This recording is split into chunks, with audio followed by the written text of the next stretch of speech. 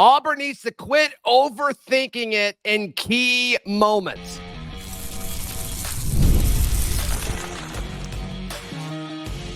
You are Locked On Auburn, your daily podcast on the Auburn Tigers. Part of the Locked On Podcast Network, your team every day.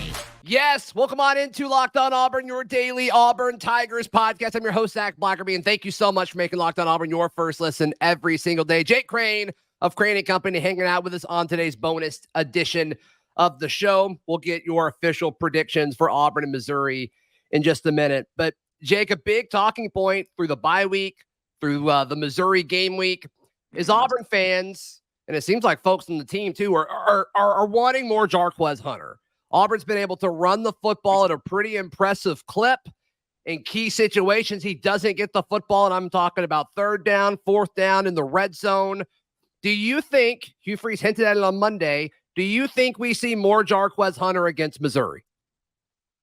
I mean, I would hope so, but I feel like this gets said in post-game press conferences, and we keep hearing this every single week. It's like the same thing. And it's not that you need to give Jarquez the ball 50 times a game, but he needs more touches, and he needs more touches in key moments.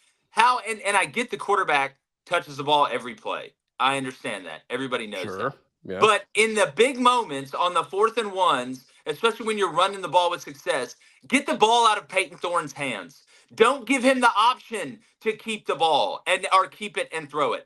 Give the ball to Jarquez Hunter, who's running better than he has his whole Auburn career. I mean, the first guy hasn't taken him down consistently, and it's taken multiple. They have to gang tackle him. It's like jumping a guy outside the club. It's going to take 6 of you. He's like John Wick. So at what point do we keep hearing we need to get the ball to Jarquez Hunter more? Dude, just give him the ball. Even when defenses have known that Auburn is going to run it, he's had success. I'm sick of hearing about it in hindsight. Let's go out. Missouri's defense isn't great. Auburn should be able to run the ball at a pretty decent clip. But when it comes that push comes to shove, and you got to have it, the ball needs to be in your best player's hands, and that's Jarquez Hunter. Yeah, I think so right now. I love the upside of the wide receivers, but it's just so you control so much more if you just hand it off to the guy that's standing next to the quarterback, and that is Jarquez Hunter. And I understand wanting to keep Cam Coleman involved and to bring him along. I understand the season that KLS is having. But my thing is if Jarquez Hunter is eating, the passing game will open up and everything will take care of itself. Yeah, it's balanced. And Zach, I mean, there's obviously a difference between 3rd and 2 or 3rd and 5 when you know you're going to go for it on 4th down, so you may hand it off to get into 4th and 1. Then 3rd and 8. And 3rd and 9. Nobody's sitting here saying run inside zone on 3rd and 9, but when the situation and circumstance dictates it, he needs to touch the ball. You need to get the ball because, again, you brought it up, control, right? It's hard for Peyton Thorne to screw up a handoff. He'll probably find a way eventually, but it's a lot harder to do that than get the snap, go through reads, find open guys or whatever. So to me, it's the circumstance and the situation that dictates it, and everybody knows that. Hugh Freeze knows that, and I guarantee you that first quarter, there's going to be a lot of just strictly Jarquez Hunter design runs. You think so? You think it? Because I've been saying, okay, Hugh Freeze, he wants to run his offense. He wants to run his offense, and he's acting like he's got the full roster set up to run exactly what he wants to do. I've been a little hesitant to say, yes, he's going to dive headfirst in with Jarquez Hunter. You think he does? I think he does this week because I think Auburn again, and look, Missouri knows this. They understand where Auburn's strengths and weaknesses are. And I get, and it's tough as a play caller when you go in with a game plan and you run this style system that you want to be able to put all 3 levels or 3 different places on the defense in conflict each snap, right? To make them be perfect, make 3 guys be perfect, make the guy on the edge of the line of scrimmage be perfect, make the nickel be perfect or the will be perfect, make the safety be perfect, and then choose which one wasn't perfect. But at this point, you know what you got. And sometimes you know, the best way to be complex is by being simpler. And the best way to have success is not complexity, it's simplicity. Yeah. I want to see it. I want to see Jarquez, no question about it. And it's not like the other guys can't handle it. I'm shocked with how little Jeremiah Cobb that we've seen so far this year, especially with the fumbling issues we saw from Damari earlier in the season. And look, I think Damari is certainly capable of a larger workload too, especially now when you can tell he's running with that extra hand on the ball to make sure that he holds on to it. It's not like it just needs to be Jarquez Hunter. We all want more touches for Jarquez Hunter. I just want to see Auburn running, or just run the freaking football. And it could be with Peyton Thorne. That's been what he's kind of been good at. And in red zone situations, we want to take him out and put, Sam Jackson in when it's like, well, Peyton could do that. Peyton could do a 1 yard run. Like, that's not. Yeah. Or hand the ball to, or how about we put Jarquez Hunter in the Wildcat? Yeah. Who'd have thought? Why don't we do that? Yeah. So Hugh Freeze's RPO heavy thing. I want you to zoom in a little bit on scheme here, if you don't mind. So if you're an offense that runs a lot of RPO where it says, hey, we're going to run our play based off of what the defense gives us, and a lot of that has to do with how many guys are in the box and all of that. Is it a big deal to change that if you're not used to, okay, well, like if they've got 8 guys in the box and we never hand it off in those situations, and now all of a sudden you're going to go out of your way to give touches to Jarquez, does that impact blocking schemes? Does that impact mentality or how you approach a play as a player?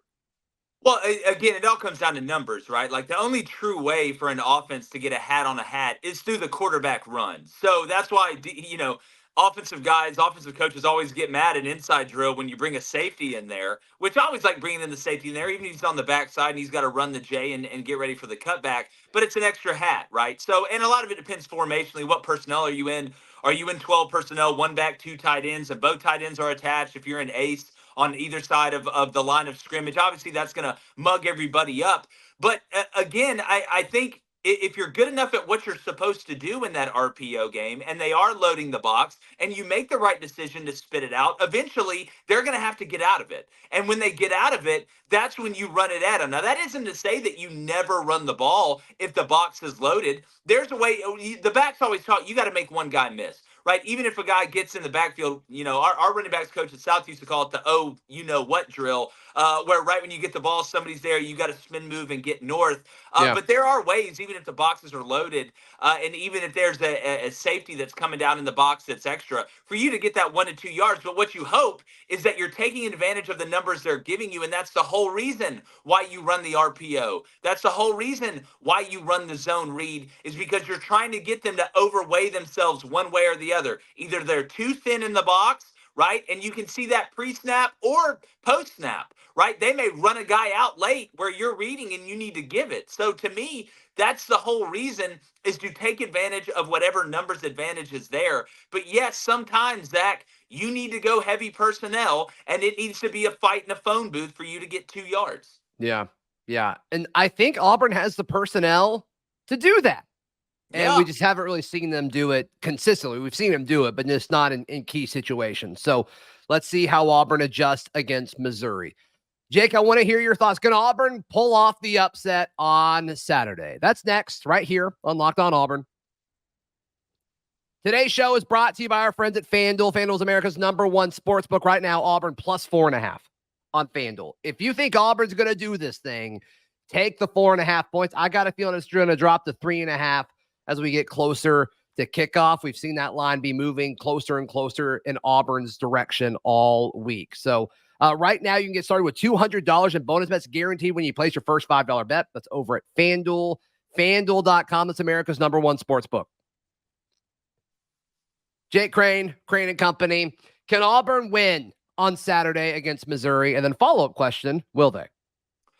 Yeah, I think they can win. This Auburn team's been close in some respects. And this Missouri team, again, they're licking their wounds coming off that beatdown against A&M where, nothing looked good. I think the most surprising part, obviously, for Missouri isn't that the defense isn't elite. It's that the offense hasn't been very good. I mean, you look at what they returned, and Drinkwitz is an offensive guy. Brady Cook, Luther Burden, Weiss is a really good player. Noel's a nice back that they got in. They do a really good job with the outside zone and the zone run game in general, and then Cook can run. But they haven't been able to figure it out, and they haven't been able to adjust to people adjusting to them. So, yes, Auburn's got a shot. I don't think Missouri is just incredibly more talented than what Auburn is. But, Zach, I'm going to go back to what me and you said the week of the Oklahoma game when a lot of people were picking Auburn. What has this group done to make me think, even if they play well, they won't screw it up? I can't in good conscience, and I don't like saying that, I want Auburn to win by 1,000 points. But it's the truth. My job isn't to tell you what I think you want to hear. It's what I think you need to hear. And again, I hope I'm wrong. And I'm on here next week, and I'm like, finally, Zach, finally they got over the hump. Finally they did it. They proved us wrong. Let's go. We have consistently found ways to lose games. Whether that's playing bad and the other team plays bad and we just play worse, whether that's us playing bad and the other team plays good and they win, whether it's us playing good and the other team playing bad for most of the game, still find a way to lose it. So I'm just to the point now, if I'm putting money on this game, if I am betting on this game and taking all emotion out of it and putting on my analyst hat and thinking who's going to win, there's an old saying, if you show me who you are enough, I am going to believe you. And I just can't in good conscience sit here and tell the Auburn family, oh, we're definitely going to win this game. We might, but until I see us go out there and actually pull it off and have more points than the other team at the end of the game when we're not playing Alabama A&M or Sister Mary Margaret of the poor and blind, I'm not going to believe it till I see it. Yeah, I've predicted that it's going to be pretty similar to Oklahoma. I think Auburn's in it. They may even be winning in the fourth quarter, but I think when it's all said and done, I've said Missouri 34, Auburn 27 pretty consistently this week. To me, and look, Missouri's found ways to lose games. You ain't got to tell Auburn fans that. What happened to them a couple years ago in Jordan-Hare was just gut-wrenching. So I'm going to say, give me Missouri 31, Auburn 24. Okay. So, I mean, we're pretty close. We'll see. Hey, drop your score prediction down below. Curious to see where most Auburn fans are at with this, because it seems pretty split. Like you've got a chunk of Auburn fans that think, okay, yes, here we go. We're about to, we're still believing.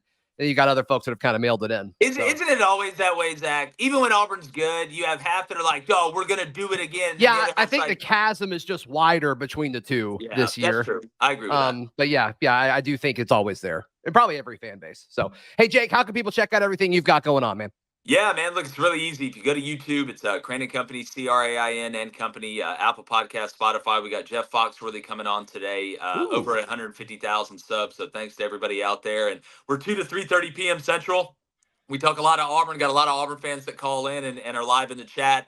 And let's all come together and sing the hymns and cry together. Yeah, no kidding. Hey, please like the video. Please subscribe. We'll see you next time. This has been Locked On Auburn.